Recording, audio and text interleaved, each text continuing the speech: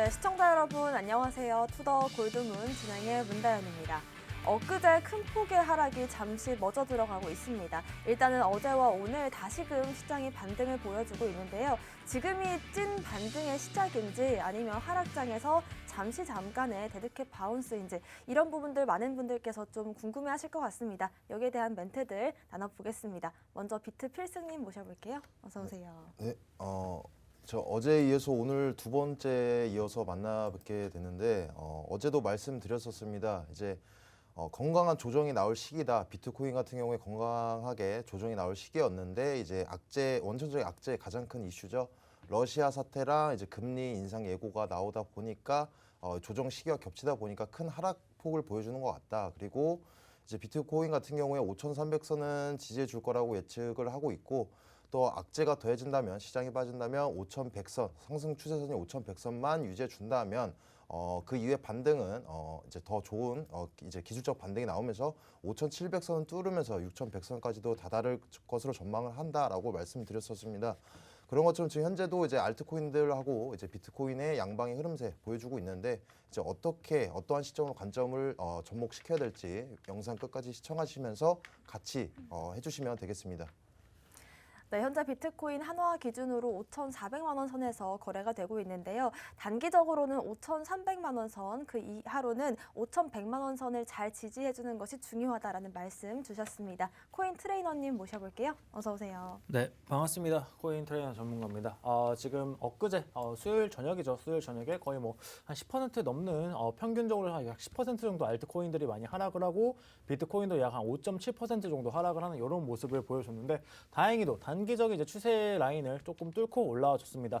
뚫고 올라온 그 부근이 이제 43.5K 정도 부근인데 그 이하로 만약에 떨어지게 된다면 지금 비트코인은 굉장히 조금 중요한 자리에 놓여 있다라고 말씀드리고 싶고요. 단기적인 하락 추세 라인을 일단 깨고는 나왔습니다. 깨고는 나왔지만 아직까지 조금 많이 장세가 불안하다는 거. 어제랑 오늘 같은 시장 같은 경우는 조금 관망 포지션으로 유지하는 게 좋으시고요. 일단 지금 미 선물 지수 같은 걸 조금 확인을 해봤을 때 지금 비트코인 오전에 잘 가다가 저녁에 미장 열림과 동시에 미장 하락과 같이 커플링돼서 떨어지는 모습 등을 많이 확인해 보셨을 텐데요. 이런 부분을 감안해 봤을 때 오늘 지금 선물 지수를 봤을 때 굉장히 애매한 스탠스를 취하고 있습니다. 어제도 마찬가지고 오늘도 지금 약 한 어제 이제 나스닥이 한 0.06% 정도 거의 보합 수준에 이제 머물렀는데 오늘 선물 지수만 확인을 해봐도 거의 보합 수준. 정말 이제 눈치 보기 싸움. 이 불확실성에 대해서 확실해지긴 했지만 아직까지 조금 눈치 보고 이제 방향 스탠스가 결정되지 않은 이런 국면인데 그렇기 때문에 이제 오늘 저녁 조금 주목하시고 그다음 주말간은 조금 매매보다는 조금 관망하고 비트코인 방향성 확실하게 정해진 거 확인하시고 포지션 진입하셔도 늦지 않다라고 말씀드리도록 하겠고요. 방금 말한 내용 이따가 투더 골드문에서 같이 확인해 보도록 하겠습니다. 네. 일단은 지금 선물 시장 동향을 살펴봤을 때 롱숏 비율이 정말 팽팽하게 대결을 하고 있기 때문에 지금 이 시점에서 우리가 하나의 포지션을 잡기보다는 지금 흐름을 조금 더 지켜보는 게 좋지 않을까라는 생각이 드는 시장입니다. 오늘의 코인들 이슈부터 살펴보겠습니다. 먼저 악재부터 살펴볼 텐데요.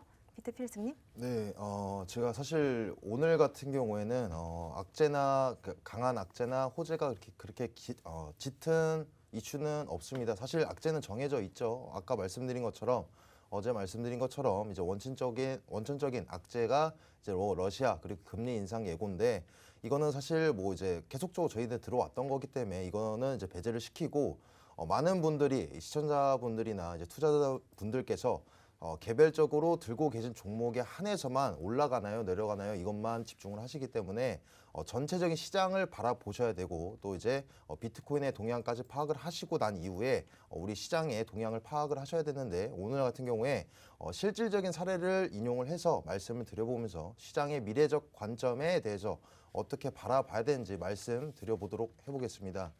일단 제가 가지고 온 악재 같은 경우에 한 가지가 있는데 이제 여러분들 모두 다 아시는 이제 후오비 글로벌이죠. 이제 가상자산 거래소인데 여기서 최근에 이제 CEX라고 해서 이제 컴투스의 코인입니다. CEX와 이제 CEX를 이제 스테이킹을 통해서 이제 이벤트를 공지를 했었는데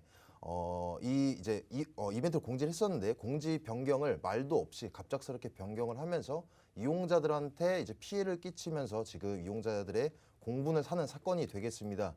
21일 9시 30분부터 이제 뭐 28일 30분까지 한 7일 동안 이 후오비 글로벌에서 이제 스테이킹 CTX로 스테이킹을 한다라고 한다면 이제 12.8%에 대한 이자율을 지급한다라고 공지를 했었는데 이 과정에서 갑작스럽게 공지 없이 CTX가 아니라 이제 CTX가 아니라 USDT 여러분들 아시는 태도로 변경이 되면서 예상했던 이자율이 98% 그러니까 예상했던 이자율보다 98% 손해를 보는 그러한 이제 생긴 사례가 되겠습니다. 이 사태에 대해서 이제 어떠한 보상이 되거나 해명에 대해서는 추후적으로 우리가 결과를 지켜봐야 되겠지만 현재 제가 이 악재 이슈를 가져온 거는 이 거래소에 대한 혹은 이제 이 코인에 대한 CTX에 대한 코인에 대한 악재 이슈로 가져온 것이 아니라 이 CX의 한계에 관해서 말씀드려보고자 가지고 온 겁니다. 이 CX가 뭐냐? 저번에도 말씀을 드렸는데 이제 DEX의 반대다. 그렇다면 DX는 뭔가요? 이제 이슈나 이제 언론을 통해서 많이 보셨겠지만 탈중앙화 거래소다. CX는 뭔가요? 반대겠죠? 중앙화 거래소다. DEX 같은 경우에 우리가 아는 이제 뭐 개인 이제 뭐 메타마스크와 같은 개인 지갑이 되겠고 CX 같은 거는 이제 뭐 빗썸, 업비트 같은 저희들한테 친숙한 거래소가 되겠습니다. 아니 도대체 이게 무슨 상관이냐라고 말씀하실 수도 있겠지만 이 암호화폐 본질에 대해서 조금만 생각해 보신다면 저희가 조금 유념해야 될 부분이 있습니다. 암호화폐 본질은 뭐 여러 번 말씀드렸지만 이제 우리 이제 기존 중앙체제랑 다릅니다. 주식과는 다릅니다. 주식은 이제 우리 기업에 관해서 전망이 좋다 혹은 이제 기술이 전망이 좋다라고 해서 투자를 하는 거지만 암호화폐 같은 경우는 이제 중앙체제 시스템 이제 뭐 은행이라든가 이런 거를 매파적으로 만들어내는 게 이제 비트코인이고 비트코인 시초이고 그 다음에 뭐 비트코인 골드 그리고 뭐 비트코인 ABC와 같은 파생 상품이 나오고 이더리움 그리고 이제 뭐 비트코인을 인용해서 만드는 어떠한 섹터가 나온다던가 또 그 보존을 해주는 그러한 종목들이 나오면서 현재 암호화폐 시장이 만들어진 겁니다.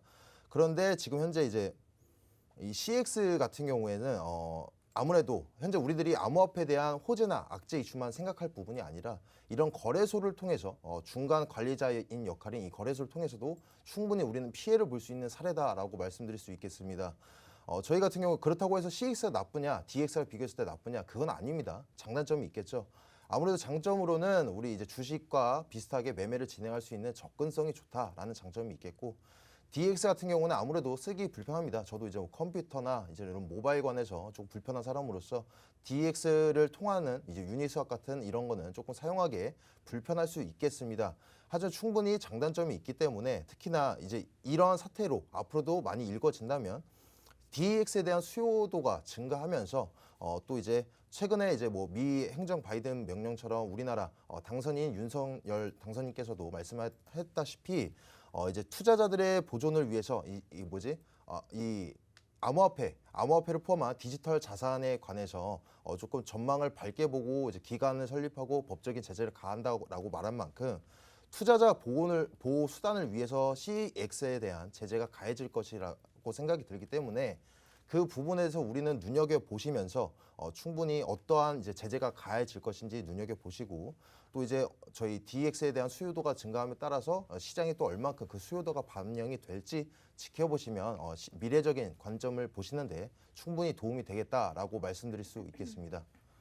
네, 일단은 CEX와 DEX라는 개념에 대해서 좀 생소하신 분들이 계실 것 같은데요. CEX라고 한다면 중앙화 거래소를 의미를 하고 DEX라고 한다면 그 반대 의미로서 탈중앙화 거래소를 의미한다라고 알 수가 있겠습니다. 일단은 후오비 글로벌에서 스테이킹 관련된 공지를 변경하면서 피해자들이 나오고 있는 상황인데 일단 이게 CEX 자체의 악재로 볼 수도 있겠지만 일단은 CEX에서 한계점이 어디에 있는지 이 부분을 좀 짚어주신 것 같습니다. 특히나 그런 의미에서 또 DEX, 탈중앙화 거래소가 좀 주목을 받는다면 관련된 코인들은 또 어떤 게 있는지 살펴보는 게 좋을 것 같습니다. 코인 트레이너님의 오늘의 악재 살펴보겠습니다. 네, 제가 준비한 오늘의 악재는 이제 미국 이제 제닛 옐러 재무부 장관의 이제 발언에 관한 악재입니다. 이제 그 장관분이 이제 뭐 암호화폐로 샌드위치 하나를 할 수 없다라는 이제 좀 자극적인 이제 멘트와 함께 조금 많은 기사들이 이제 좀 인터넷상에 많이 올라왔는데 어제 제닛 옐러 미국 재무부 장관입니다. 재무부 장관님이 암호화폐 블록체인에 대해서 굉장히 많은 부분을 이제 좀 언급을 하시면서 이 연설이 조금 논란이 됐는데 그렇게 잘 보면은 기존에 이제 했던 부분들 우리가 알고 있었던 부분, 그리고 우리가 가지고 있는 암호화폐의 장점, 그리고 우리가 가지고 있는 암호화폐의 단점, 그리고 앞으로 이제 개선해 나가야 될 부분들, 그런 부분을 정말 잘 이렇게 짚어주신 것 같고, 지금 사실상 맞습니다. 암호화폐 우리가 지금 사고는 있지만 사실 우리가 지금 밖에 나가서 샌드위치 암호화폐로 결제 지금 당장 쉽지 않습니다. 내가 뭐 이더리움 가지고 있지만 내가 가지고 있는 이더리움으로 앞에 이삭 토스트 가서 이삭 토스트를 사 먹는 거 지금 정말 쉽지 않은데, 이런 부분에 있어서 아직까지는 조금 멀었다라고 전망을 해주신 거고요. 이 자극적인 멘트 하나만 가지고 이제 여러분들이 지금 되게 안 좋게 보는 거 아니야라고 생각하시는 분들이 많으실 것 같은데, 그런 부분은 아니고 제가 방금 예시를 들은 것처럼 아직 이런 부분에 있어서 실생활과 조금 거리가 멀다라고 얘기를 하였고, 지금 이제 굉장히 많이 재무부에서는 암호화폐, 가상화폐 시장에 대해서 굉장히 많은 조사를 했다는 걸 조금 알 수 있었습니다. 그러면서 이제 재무부에서 조금 안 좋게 보고 있는 점은 이제 스테이블 코인입니다. 제닛 옐러 재무부 장관은 여기에 있어서 스테이블 코인 너네 1달러랑 1 같이 맞춘다는 지금 나는 믿을 수 없다라고 얘기를 했는데, 제가 최근에 이제 수요일 방송에서 이제 웨이브 관련해가지고 웨이브 관련 알고리즘에 대해서 설명을 드렸고, 웨이브 자산 가치가 1달러에 약 거의 0.8달러 정도까지 뭐 이제 낮춰지는 이런 거를 이제 말씀을 드렸었는데, 이런 부분에 있어서 충분히 그 미국 재무부에서 봤을 때 암호화폐 스테이블 코인과 지금 1달러 가치가 맞지 않다라는 부분에 있어서 저도 전적으로 동감을 하고, 이런 부분에 있어서 지금 우리 테라나 테더 같이 잘 만들려고 하는 부분이 있지만, 최근에 테라 같은 경우도 사실 제가 되게 좋아하고 아끼는 그런 종목이지만, 테라 같은 경우도 최근 한번 이자 지급 준비율 문제에 있어서 한번 리스크가 있었고, 그게 차트에 바로 반영이 되는 이런 부분이 있었죠. 이게 이제 스테이블 코인이 가지고 있는 그런 단점, 정말 1달러에 1스테이블 코인이 이제 맞지 않는 이런 부분이라고 생각이 되는데, 이런 부분을 미국 재무부 장관이 정확하게 짚은 것 같고요. 또 추가적으로 얘기를 해보면 이제 CBDC 관련해가지고 많은 언급들이 있었습니다. 그러면서 이게 지금 단기적으로 지금 중국이 먼저 얘기를 하고 있지만, 일단 CBDC가 발행된다면 우리가 지금 쓰고 있는 종이로 된 이제 화폐 같은 게 많이 단기적으로 사라질 거고, 앞으로 CBDC 위주로 이제 될 텐데, 어떻게 보면 우리가 탈중앙화를 하려고 이제 암호화폐를 쓰는 건데, CBDC를 쓰게 되면은 이게 은행에 다 남게 됩니다. 만약에 우리가 현금이 없어진 상황에서 CBDC만으로 이제 거래를 진행할 때 모든 거래 기록이 다 남게 돼요. 다 남게 되고, CBDC 같은 경우는 국가에서 발행을 하는 거기 때문에 이거는 누군가가 볼 수 있습니다. 충분히 볼 수가 있고 가능한 구간이에요.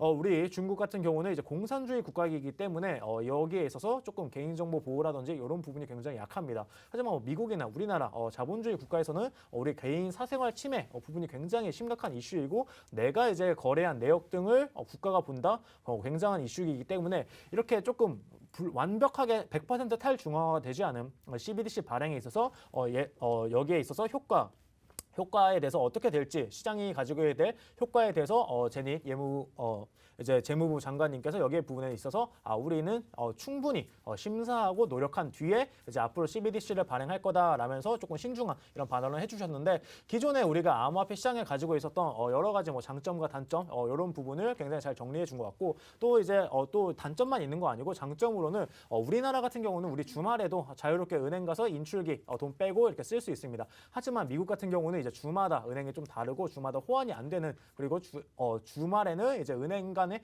거래가 안 되는, 예를 들어서 내가 뭐 금요일에 월급을 받았는데 토요일 날 쓰고 싶어요. 근데 이제 토요일, 일요일에 쓸 수 없는 이런 사태가 발생하는 일들이 많이 있습니다. 우리나라랑 조금 다른 부분이 그런 부분인데, 그런 부분에 있어서 암호화폐가 이제 지원되고 24시간 돌아가게 된다면은 정말 편리해질 거다라면서 이제 정말 국민들에 있어서 편리해지지만, 첫 번째로 중요한 것은 우리 투자자 보호다, 우리 국민들 보호가 최우선이다라면서 이렇게 말씀을 해주셨는데, 이렇게 주목을 하고 이렇게 분석을 잘 해가지고 최대한 암호화폐 시장에 좋은 방향으로 나아갈 수 있게끔 해주는 부분에 있어서는 우리 악재가 아니라 호재라고 이제 생각이 됩니다. 그러면서 지금 이제 시장에 가지고 있는 두 번째 이제 좀 악재라고 한다면 아무래도 엊그제 이제 FOMC 의사록 내용일 것 같은데요. 일단 5월달은 0.5bp, 50bp 이제 0.5% 금리 인상이 조금 예정돼 있습니다. 거의 확정이고, 이런 부분이 지금 차트에 다 반영이 되어 있다고 보여지고 있어요.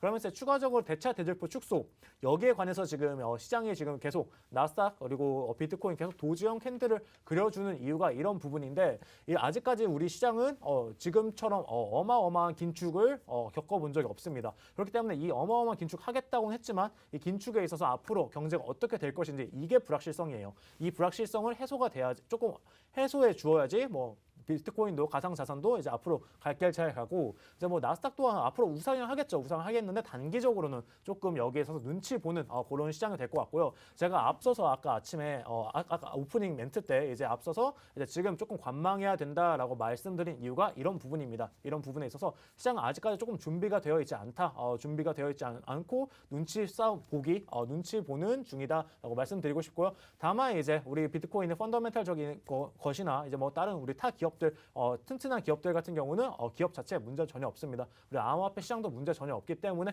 그런 부분에 있어서 장기적으로 우상해 하지만 단기적으로는 조금 눈치 보는 싸움 중이니까 단기적으로 조금 관망하고 포지션 확실하게 정해진 다음에 진입해도 늦지 않다라고 제가 말씀드리도록 하겠습니다. 그러면서 이제 또 이거는 조금 많이 악재인데 메타버스 DAU가 이제 좀 많이 감소를 하고 있다고 합니다. DAU라고 하면은 이제 보통 동시간에 접속하는 이제 사람의 숫자인데 엑시 인피니티 같은 경우가 약 지금 한 10만 7천만 명 정도 되는데 기존에 비해서 약 30% 정도 줄은 인구 수라고 하고요.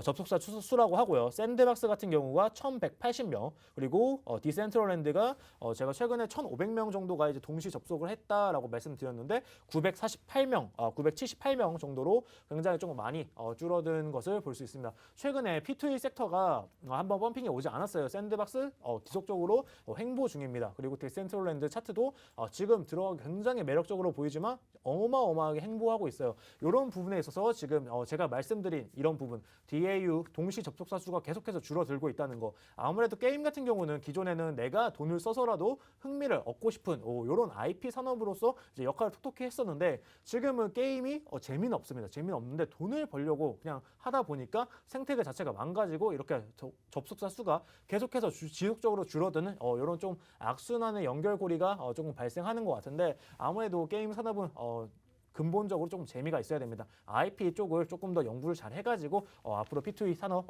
더 활성화 됐으면 좋겠고요. 그런 부분에 있어가지고 일단은 개선해 나가 이렇게 악재가 나오고 이제 기사가 나오고 있으니까 앞으로 개선해 나가면 좋을 것 같다고 생각됩니다. 네. 네, 일단은 제닛 옐런 재무부 장관이 암호화폐 적절한 규제가 필요하다라는 언급을 했는데요. 특히나 요즘같이 이 양적 긴축이 가속화될 수 있다라고 말을 하고 있는 시점에서 여러 가지 측면에서 조금 암호화폐 시장에까지 부담을 느낄 수 있는 악재로 작용을 할 것 같습니다. 특히나 지금 또 여러 가지 암호화폐들의 섹터들을 본다라고 한다면 NFT 관련 코인들이 시세를 조금 못 받고 있는 모습인데요. 관련해서 지금 현재 메타버스의 DAU, 일일 활성화 사용자 수가 계속적으로 감소를 하고 있다는 점 참고해 보시면 좋겠습니다. 물론 작년에 비해서 굉장한 성장을 보여왔지만 일단 단기적으로는 여러 가지 재미 요소들이 더 뒷받침돼야 많은 사용자 수가 늘 수 있지 않을까라는 의견 주셨습니다. 오늘의 호재들도 살펴볼게요. 비트 필승님. 네. 저 오늘 가지고 온 호재는 두 가지가 되겠습니다. 일단 첫 번째로는 이제 국정원이죠. 이 국가정보원에서 업비트, 빗썸 그리고 이제 코빅, 코인원 우리나라 국내 자산 대형 거래소 이 네 곳에서 네 곳에 이제 해킹 위협 정보를 실시간 제공하겠다고 어제 7일 날 밝혔습니다. 일단 국정원 최근에 가상자산은 이제 노리는 국제 및 배후 국가가 많기 때문에 해킹 조직이 많기 때문에 사이버 위협이 증가함에 따라서 이제 도와주겠다. 그러면서 이제 뭐 IP, 악성 코드 등을 실시간적으로 공유하겠다라고 밝혔었고 또 추가적으로 향후에 가상자산 관련 해킹 공격 수법이라던가 뭐 최신 악성 코드 등 뭐 이제 관련 전문적인 정보도 적극적으로 제공하겠다라고 밝혔습니다. 이게 왜 호재냐라고 말씀드려보면 최근에 엑시 인피니티 이 개별 종목에 관해서도 해킹 사건이 있었습니다. 그런데 지금 현재 이런 개별 종목보다도 방금 말씀드린 이런 CEX죠. 이런 업비트나 이런 저희 대형 거래소들이 CEX인데 이 CEX에 관해서 해킹 위협이 오히려 더 있다라고 저는 그런 부분도 있다라고 저는 생각하고 있습니다. 근데 현재 우리나라 뭐 미국뿐만 아니라 우리나라에서도 현재 암호화폐를 포함한 디지털 자산에 대해 이러한 법적 제재나 기간이 설립이 안 된 상황임에도 도와주겠다 이러한 이제 보호 조치를 취하겠다라고 밝히는 건 정말 큰 호재다라고 생각하실 수 있겠는데 아무래도 저희는 그런 게 있겠습니다. 이제 뭐 아무래도 방금 말씀드린 것처럼 미국 바이든 대통령의 행정명령이 생각날 수밖에 없겠고 물론 우리나라가 먼저 암호화폐에 그러니까 디지털 자산에 관해서 제재가 생길 수도 있겠지만 아무래도 선진국인 또 이제 디지털 화폐에 대해서도 이제 CBDC인 디지털 화폐에 대해서도 지금 거의 2위권으로 먼저 선보이려고 하는 이 미국에서 먼저 법적 제재가 생기면 그 이후에 우리나라도 따라갈 거라고 저는 생각하고 있습니다. 거기다가 우리 윤석열 당선인도 이제 암호화폐에 대해서 긍정적인 얘기를 시사를 했던 이제 구체적인 부분도 뭐 이제 디지털 자산에 대해서 호의적인 말을 했었습니다. 뭐 ICO에 관해서도 앞으로 점차적으로 이제 시행할 수 있게끔 만들어 나가겠다라고 말했었는데 ICO 같은 경우에는 우리나라 현재는 불법이고 금지 국가입니다. ICO가 뭐냐라고 했을 때 일단 윤석열 당선인께서 IEO를 먼저 인용을 하고 그 이후에 ICO도 차근차근 읽어 나가겠다 했는데 일단 큰 차이는 ICO 같은 경우는 클라우드 펀딩이다라고 생각하시면 되겠습니다.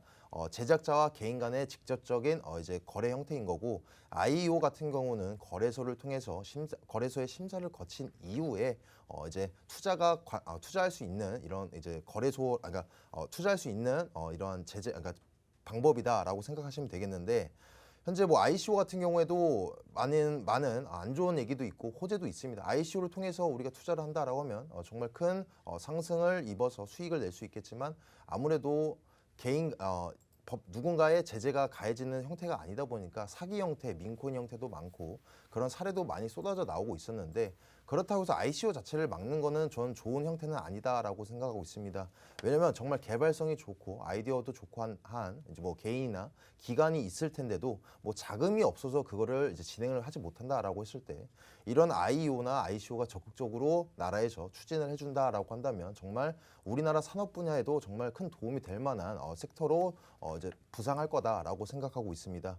그러면서 앞으로도 이제 우리가 ICO를 통해서 현재도 진행은 되고 있습니다. 막는다라고 해서 막을 수도 없는 부분이 우리나라인 기관에서도 해외에서 법인을 설립하고 나서 ICO를 충분히 우회해서 지금 진행을 할 수 있습니다. 그러니까 이제 우려적인 부분이 그러니까 사기성인 ICO 때문에 애초에 막는 것은 그러니까 좋지 못하다. 사회적으로 좋지 못하고 국제적으로 좋지 못하다라고 생각해서 앞으로 기대되고 있는 부분이다라고 말씀드려보면서 이제 두 번째 호재에 대해서 말씀드려보도록 해보겠습니다. 두 번째는 앞서 저희 코인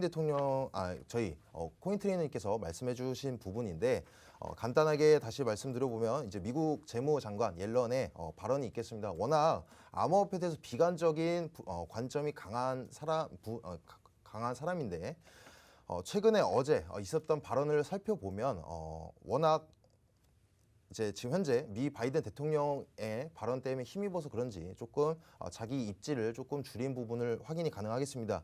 디지털 화폐 달러, 그러니까 이제 CBDC죠. 이런 기축 통화의 체제를 무너뜨리지 않을 것 같다. 그러니까 암호화폐가 스테이블 코인이 무너뜨리지 않을 것 같다라고 조금 호재적인 얘기를 진행을 했었고 또 그래도 자신의 입지를 조금 표현하는 부분이 두 가지가 있겠는데 그래도 이제 뭐 취약한 사람을 더 고통받게 할 수 있다. 암호화폐가 아무래도 피해를 입힐 수 있다. 그래서 현재 당장 확신이 차는 이제 좋은 암호화폐에 대해서 좋게 바라보진 않는다. 그러니까 우려된다라고 조심스럽게 천천히 접근하자라고 말을 했었는데 이런 부분들 같은 경우 방금 말씀드린 것처럼 법적인 제재가 나오면 충분히 우려 해소가 되는 부분이기 때문에 또 애초에 거의 100%에 가깝게 비관적으로 말하는 이 분께서 또 조금 좋게 말하는 부분이 있다라고 말하는 걸 보면은 현재 앞으로 암호화폐 시장은 조금 더 전망이 밝아질 것 같다.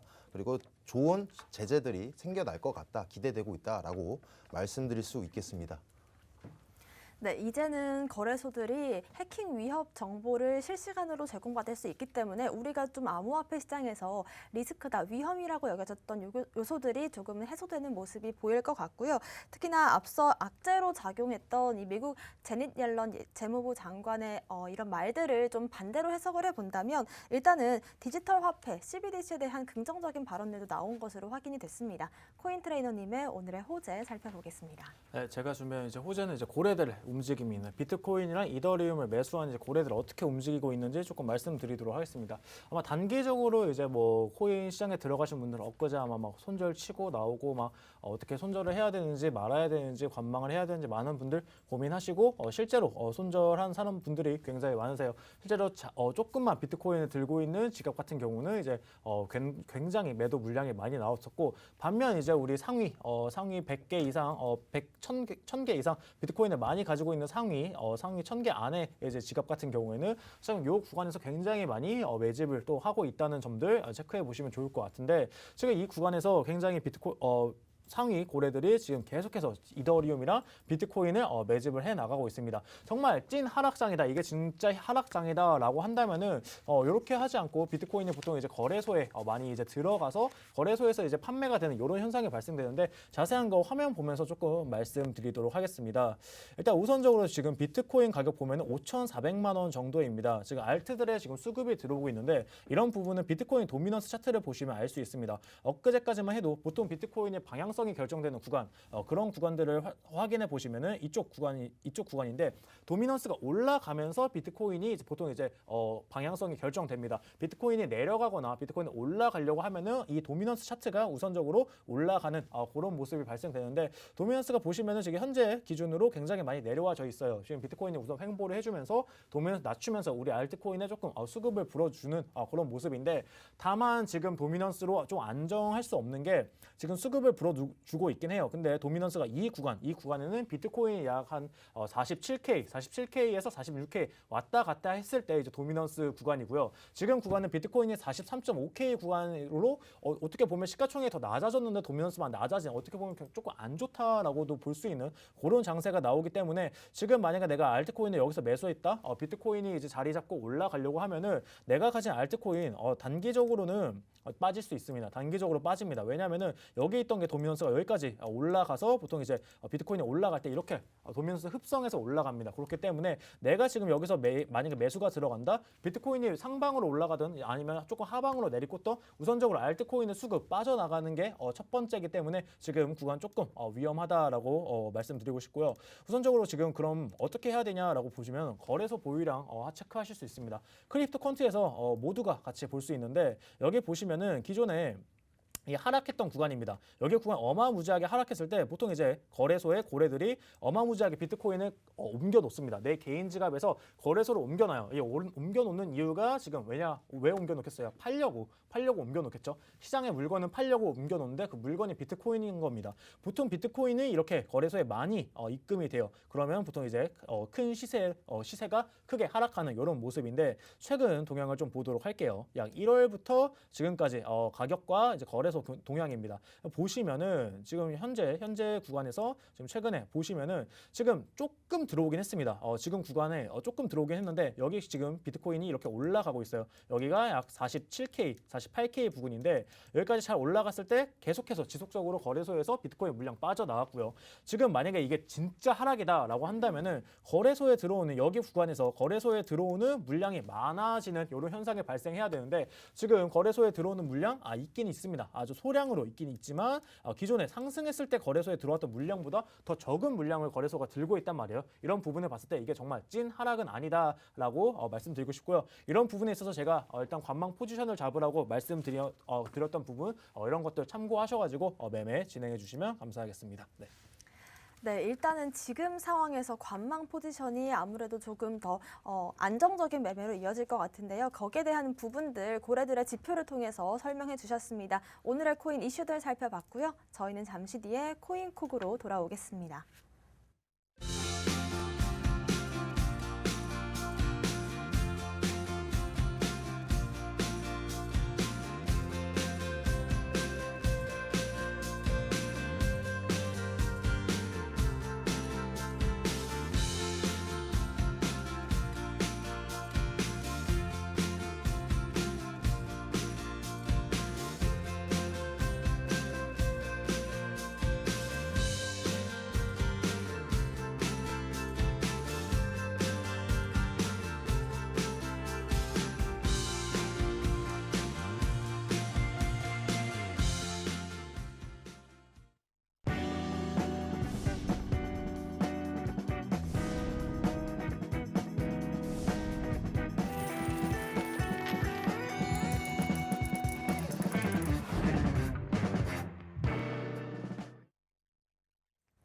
네, 코인콕 특징주 분석 시간입니다. 특징적인 흐름과 이슈들 보여주고 있는 코인들 분석해 볼 텐데요. 먼저 비트필승님의 오늘의 특징 코인부터 살펴볼 텐데 어제의 공략 코인이었습니다. 방송 이후로 이 업비트 국내 거래소 기준으로 해서 상승률 1위를 기록하기도 했는데요. 한번 분석해 볼까요?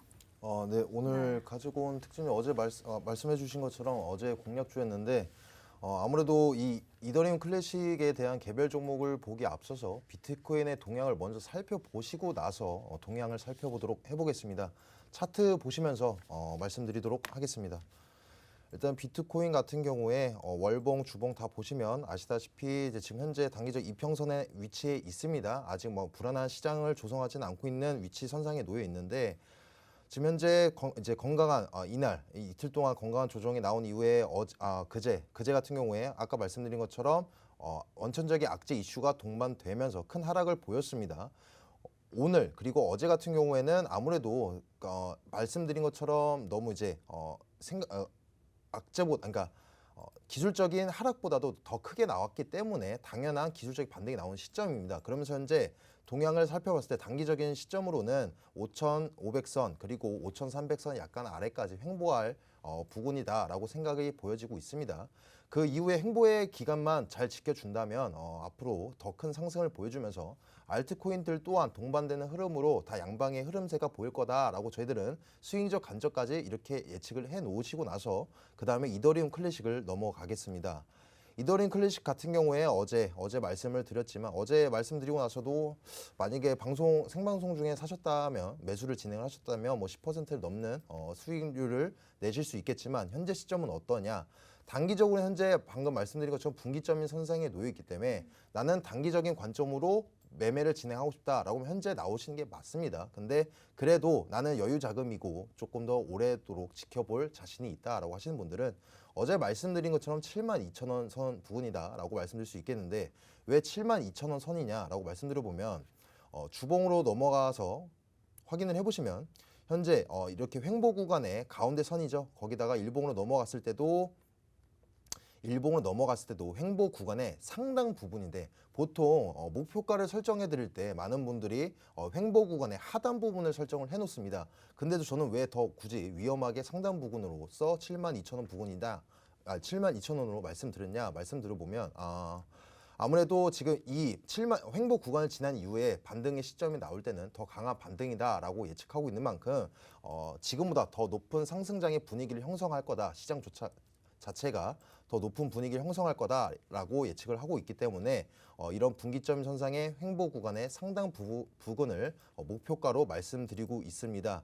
그래도 이제 여러분들한테 항상 말씀드린 건 제가 목표치, 목표 박스권을 설정해 드릴 때도 있고 목표가를 설정해 드릴 때도 있지만 항상 이 목표치에 다다르지 않았다라고 해서 매도를 진행을 안 하지 마시고 항상 이 목표가는 높게 설정하되 그래도 이제 목표가는 항상 이제 기대치보다 더 낮게 설정하고 매매를 진행하시길 권유드리고 있고 또 이제 항상 시장을 먼저 바라보셔야 됩니다. 항상 지금 뭐 어떠한 투자자건 지금 볼 때는 단기적인 시점으로서 지금 전망을 하는 것이지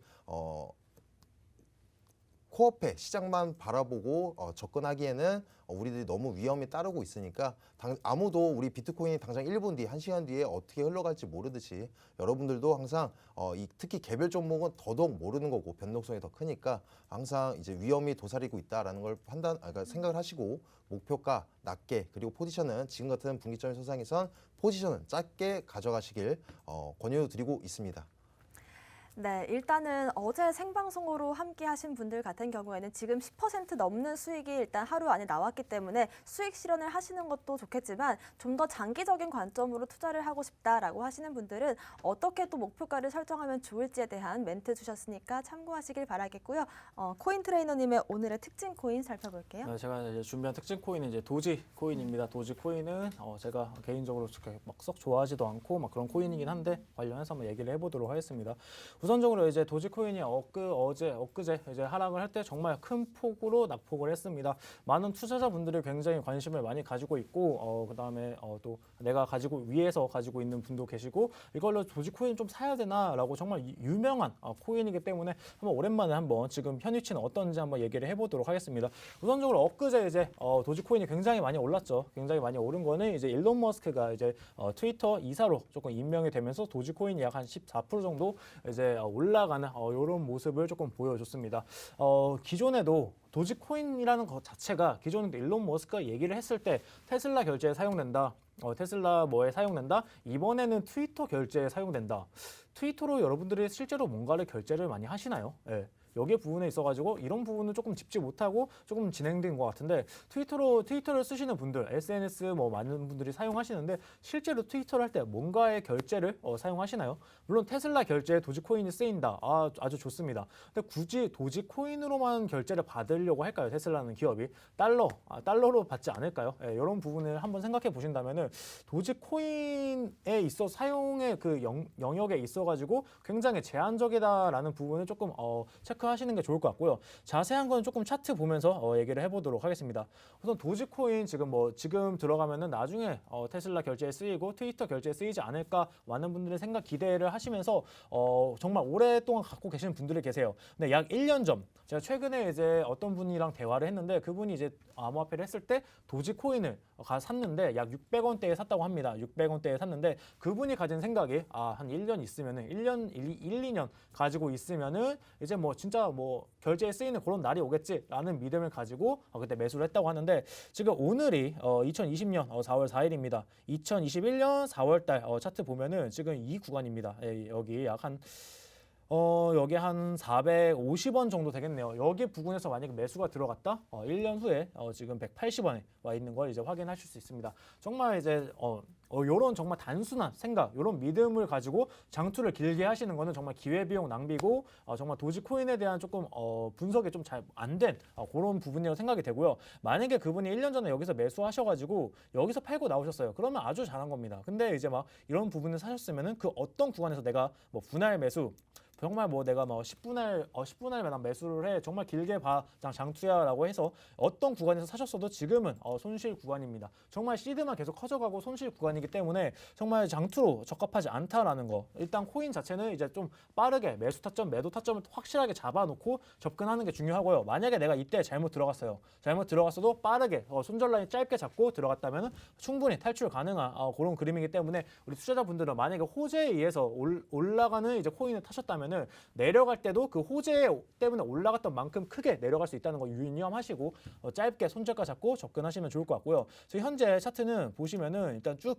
내려갑니다. 쭉 내려가는데 정말 길게 봐도 내려가고요. 지금 이 부분 같은 경우 지금 장기적인 추세로 봤어도 비트코인이 지금 바닥을 잡고 올라간 부분이 약 한 150, 도지코인이 150원 구간인데 비트코인의 바닥을 잡고 올라갔어요. 바닥을 잡고 올라갔는데 도지코인도 같이 올라갑니다. 왜? 패시브 자금이 들어오니까요. 시장 자체에 이제 자금이 돌면은 개별 이제 지금 도지코인처럼 시가총액이 큰 이런 친구들은 패시브 자금이 들어옵니다. 패시브 자금이 들어와서 어느 정도 상승분만큼은 이제 들어와서 올라가는 이런 효과를 받게 되는데 딱 그런 효과고요. 지금 보시면은 쭉 하락 추세예요. 하락 추세고 지금 단기적으로 봐도 하락을 하고 이 중간선을 이렇게 이어보면은 중간선 밑으로 하락 패널에서도 그리고 중간선 밑으로 쭉 기다가 이 패널 뚫고 살짝 올라와서 이제 하락 추세를 끝내겠다라고 하면서 이제 호재도 같이 떠서 이 부분인데 이 부분 보시면은 이런 부분을 보통 이제 휩소라고 합니다. 페이크를 주고 다시 내려가는 그런 부분이에요. 장기적 관점에서 봤을 때 내가 도지코인을 약 한 3개월에서 6개월 정도 본다라는 관점으로 접근했을 때 도지코인 뭐 단타 칠 거 아니잖아. 길게 봐야지라고 했을 때 여러분들이 길게 보셨을 때 이 결과물 지금 현재 차트에서 딱 보시면 알 수 있듯이 정말 좋지 못한 그런 움직임 보여주고 있고요. 다만 이제 좀 긍정적으로 본다는 점은 여기 위에 계신 분도 있습니다. 여기 위에 계신 분들 일단 있는데 이런 호재가 가끔 한 번씩 터져줄 때마다 올라가는 이런 모습 보여주니까 이렇게 올라갈 때 이 부분에서 욕심 부리지 말고 빠르게 어느 정도의 내가 퍼센트 약 10% 미만이다라고 한다면 빠르게 손절하고 나오시는 게 좋을 것 같고요.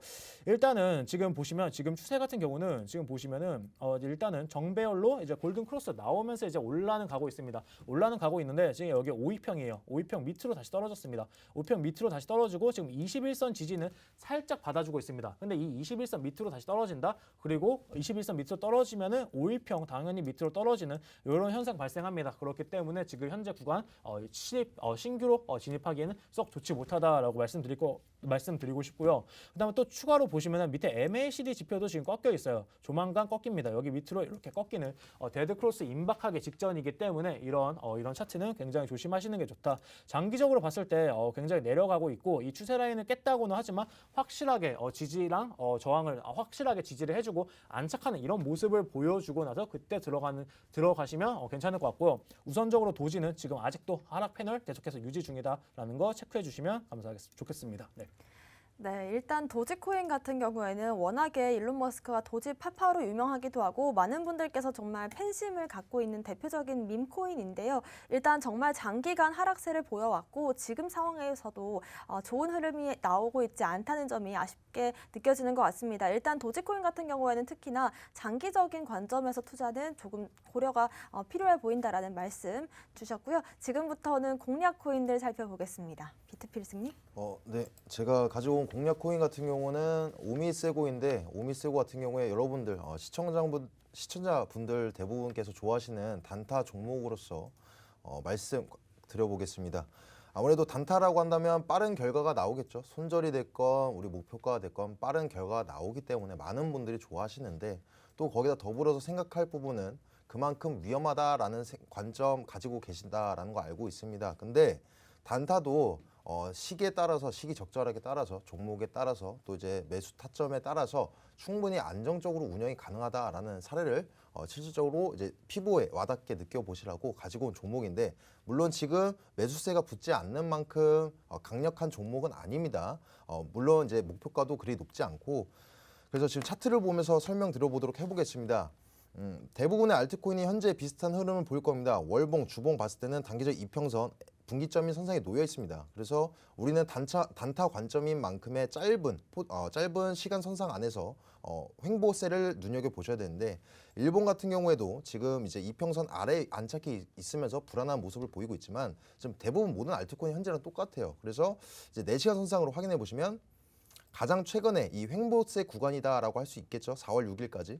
4월 6일까지의 이 가장 큰 매물대를 가지고 있는 4월 6일 밤 9시 시간상에서 이 분기점 선상을 손저가 라인으로 6,220원 라인 짧게 잡아가시고 목표가 같은 경우에도 이제 현재 이평선에 닿고 있는 부분 6,450원 선 라인 목표가를 설정해 두시면 현재 지금 만약에 공략으로서 나가라고 하더라도 손실률은 1% 내외일 거고 또 목표가 같은 경우는 2.3% 내외일 거기 때문에 충분히 리스크성을 안더라도 기회비용적인 면모가 더 좋다라고 볼 수 있겠습니다.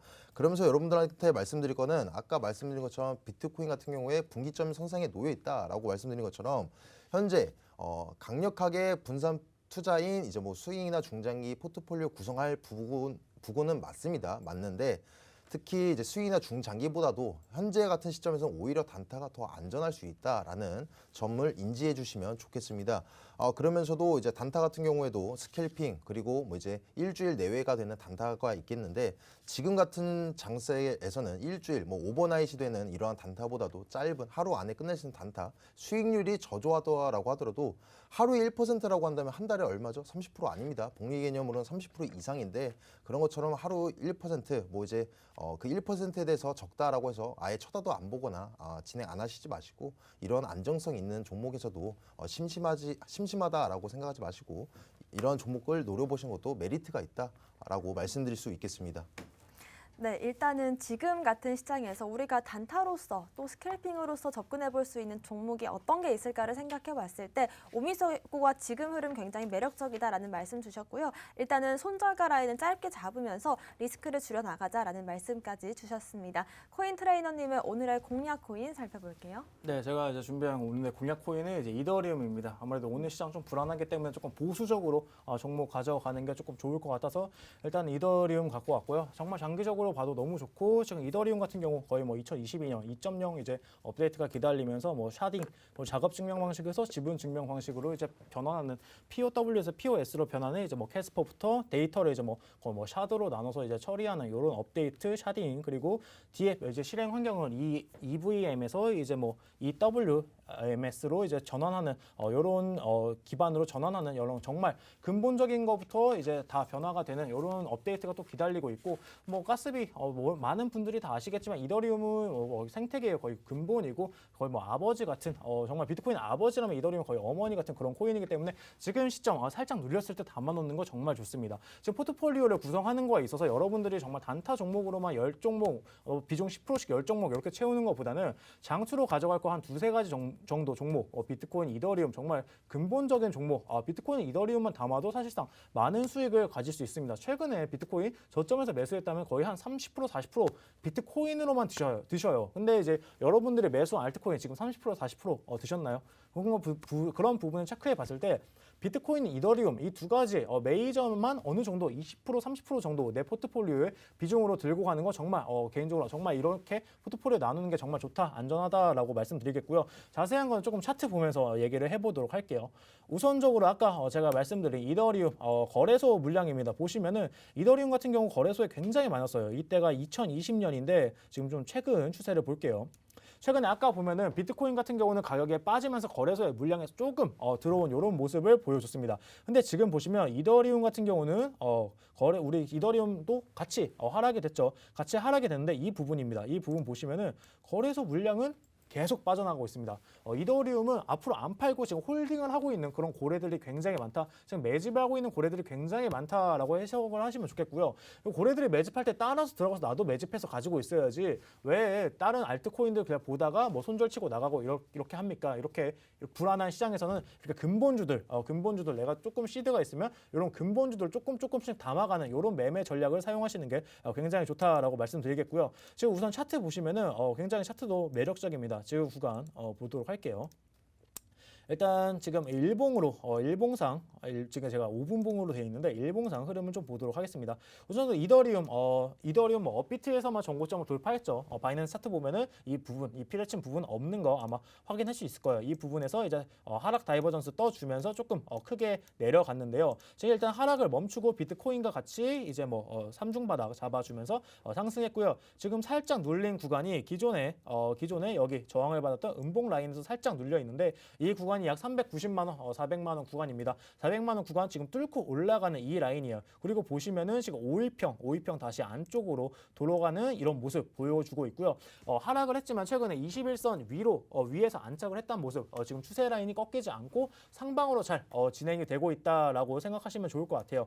그렇기 때문에 지금 현 구간에서 매수하는 거 아주 바람직하고요. 지금 보시면 일단 1차적으로는 데드 크로스가 나왔습니다. 근데 비트코인 차트도 보면은 MACD 지표 봤을 때 지금 1차적으로는 히스토그램 양봉으로 눌려가는 이런 그림인데 지금 이더리움 같은 경우는 그럼 어떻게 사야 되냐 많이 궁금해하시는데 분할 매수로 하세요. 분할 매수를 정말 조금 많이 쪼개서 내가 이더리움을 100만 원 사고 싶다라고 하신다면 정말 20만 원씩 5번 이렇게 사시는 겁니다. 이렇게 막 이틀, 3일에 거쳐서 한 번씩 하루씩 그냥 뭐 가격 보지 마시고 그냥 일단은 담아 놓아 보세요. 담아 놓아 봤을 때 지금 우상향 꾸준히 해주고 있고요.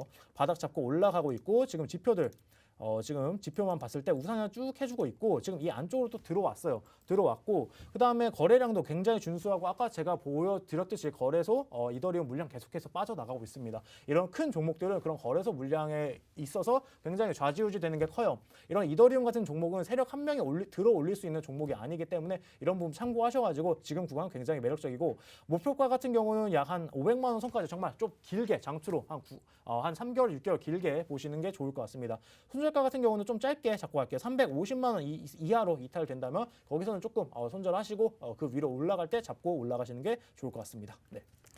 네, 관련해서 지금 같은 장에서 이더리움 같은 근본적인 코인들 담아가시는 게 굉장히 좋을 것 같고요. 좀 더 자세한 차트 분석 그리고 지금 시점에서 우리가 매매를 적극적으로 하기 괜찮은 타이밍인지 여기에 대한 진단까지 잠시 뒤 오후 1시 반부터 진행해 보도록 하겠습니다. 저희 무료 방송 함께 하실 수 있는 방법 안내해 드리겠습니다.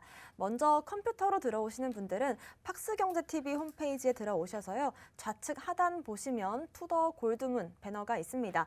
배너를 클릭 클릭하시면 바로 또 실시간 무료 방송으로 연결이 되고요.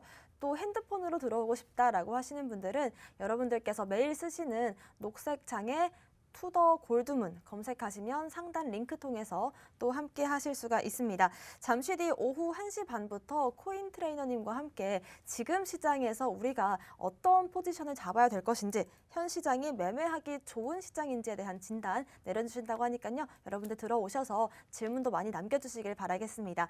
오늘 저희가 준비한 소식은 여기까지입니다. 또 본 방송에서 제공하는 정보는 투자 판단의 참고 자료일 뿐이며 특정 자산 가치의 상승과 하락을 보장하지 않는다는 점 유의하시길 바라겠습니다. 저희는 다음 이 시간에 오겠습니다. 시청자 여러분 고맙습니다.